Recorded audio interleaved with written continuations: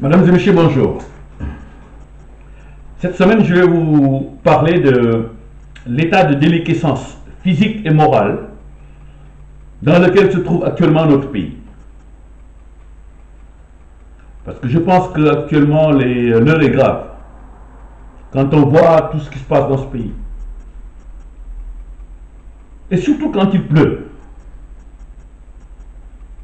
Franchement, nous ne recevons pas des pluies si diluviennes qu'on voit, par exemple, aux États-Unis ou partout, il y a des inondations dans certains pays. Mais chez nous, je pense que c'est plus un problème d'assainissement, de fondation. Quand je parle que les fondations sont en ruine, il y a une partie des fondations physiques dans le pays. Les systèmes de canalisation, etc. Et je pense que pour un politique, avant de se mettre à investir dans des milliards, dans des projets d'envergure qui n'ont pas d'utilité, je dirais, immédiate en termes de priorité, il fallait d'abord essayer de reconstruire les fondations. Les fondations physiques sont importantes quand même. Qu'il y ait une bonne circulation des eaux de pluie quand il pleut. Qu'il y ait une bonne évacuation des eaux usées, etc. Alors je ne parle pas même de l'intérieur du pays, Kaolack ou ailleurs. Je pense que constater ces faits-là en 2016, c'est constater l'échec patent de toutes les politiques qui sont menées depuis longtemps, depuis, je dirais même, les indépendances. Mais la préoccupation des dirigeants, une fois élus, au lieu de penser à sa réélection, mais penser à transformer le pays, à construire les fondations. Je pense qu'un pays qui n'a pas de fondation n'a pas de base, en fait. Et on est obligé tout le temps de reconstruire, de refaire, etc. Et puis, ça c'est coûteux.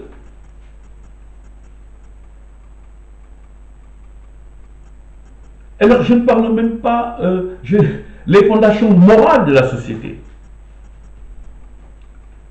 Les interrogations des lanceurs d'alerte qu'on a entendu, Ousmane Sonko, Abdoul Mbaye, mais sont des interrogations légitimes.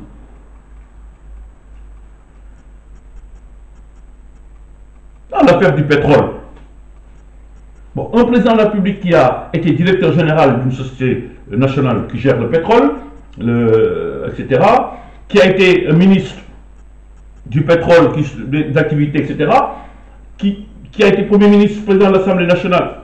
Mais il devait être au courant de tout ce qui se passe dans ce domaine-là. Alors, ce qui est grave, c'est que son frère, de journaliste, il intègre le pétrole. C'est bien, il peut se diversifier, pourquoi pas. Et c'est un citoyen comme tout le monde. Mais, comme on dit, il y a une règle, quoi. Ça pose problème. Et ça, c'est préoccupant. Et je pense que ce sont des liaisons dangereuses qu'on établit avec sa famille et même ses amis. Parce qu'il y a un conseiller spécial du président qui évolue dans le pétrole.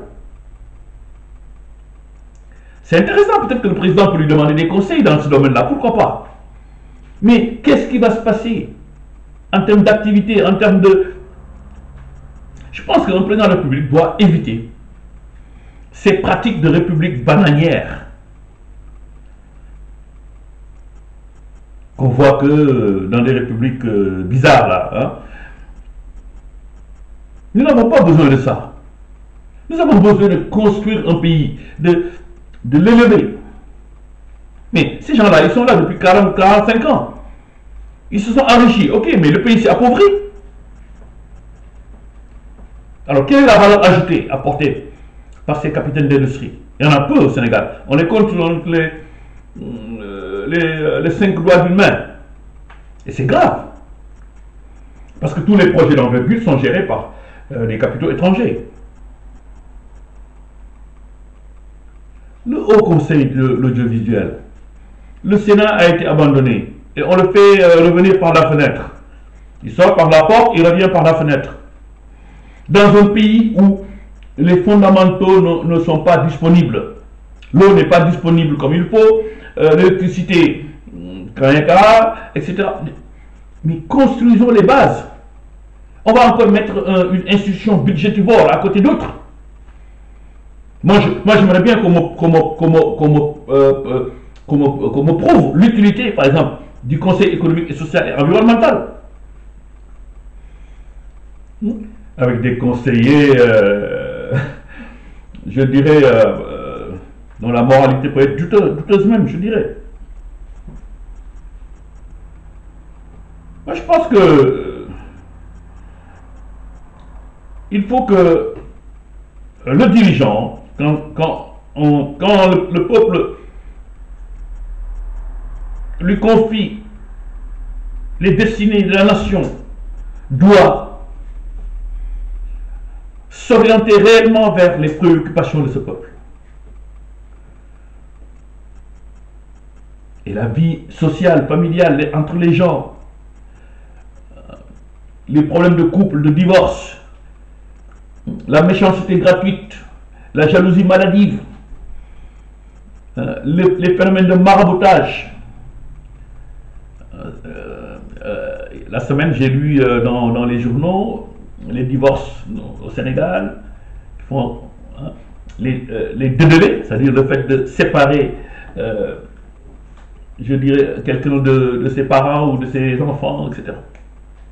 Fait des ravages. Mais il y a malaise dans ce pays. Moi, quand je vois même dans les journaux, les gens sont là.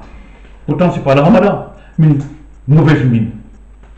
Ça va pas. À part, bien sûr, les femmes qui sont bien fardées, bien. Et puis, ça se reflète même dans les médias, à part la musique, etc. Bon. Il n'y a pas de sens, en fait. Il faut donner du sens. Il faut que le pouvoir s'oriente vers la création réelle de valeur pour les populations. Il faut créer la valeur. Et la valeur, c'est faire de la transparence. Je vois les porte-paroles qui se présentent devant la presse là, en train de défendre l'indéfendable, se faire l'avocat du diable. Je peux comprendre un secret défense. Ok. Secret défense, ça veut dire les fondamentaux de la défense, de la sécurité du pays peuvent être dans les secrets. Mais des actes de malversation, de prévarication qu'on veut qualifier de secret d'État, mais c'est pas possible.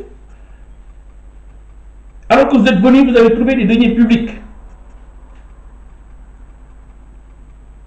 et que vous deviez gérer avec honnêteté, intégrité. C'est pas possible.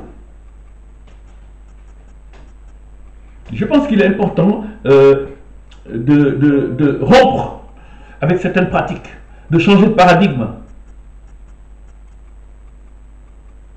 pour éviter que ce pays-là sombre. Parce que la dérive, elle est dangereuse. On va étouffer tout le monde. Personne n'a le droit de parler. Ce qui est étonnant, c'est que les personnes qui ont envie de faire un travail de propreté dans le pays, mais sont mis à l'écart. Mis à l'écart. Mais ça ne peut pas continuer comme ça. Je pense que le Sénégal a d'énormes potentialités qu'il faut réellement exploiter. Et que, comme je dis souvent, voilà, Allah Kouli Alim, les pratiques informelles nous amènent droit dans le mur. Parce que le bon Dieu ne peut pas tolérer cela. Ne peut pas accepter que certaines pratiques soient mises comme ça, sur le dos d'un peuple, qu'il ne mérite pas, ce peuple.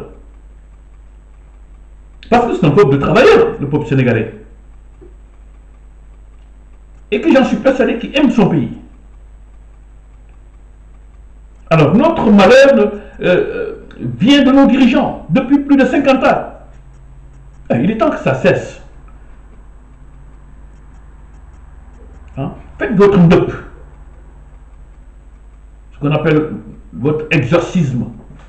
Parce que ça commence à la tête de l'État. Parce qu'un poisson pourrit toujours par la tête.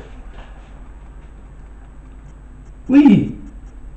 C'est-à-dire que essayer d'extirper les maux qui gangrènent notre société. Et ça commence par le haut. Parce que si vous donnez l'exemple, à partir de là-haut, mais tout le peuple va être impulsé. Et les gens vont créer une dynamique. Et la société va se mettre en mouvement. Mais quand le peuple voit que vous cachez des choses, vous êtes dans des deals, dans des manigances, dans des...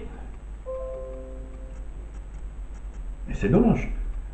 Ben, de toute façon, moi je pense que le peuple sénégalais est assez mûr maintenant, hein, pour refuser ces choses-là. Alors, un homme averti en vaut deux, à bon entendeur. Excellente semaine à tout le monde. Au revoir.